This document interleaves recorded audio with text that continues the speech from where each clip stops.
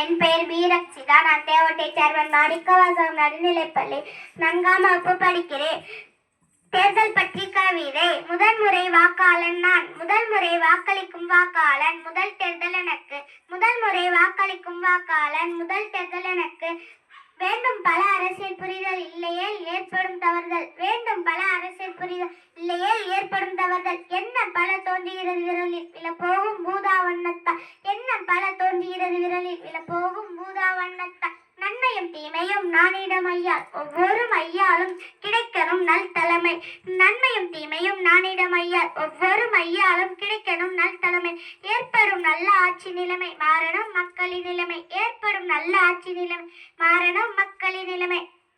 ஒளி எனும் ஏழ்மை, வளரட்டும் வளமை, செழிக்கட்டும் செழுமை நானிடம் ஐயா.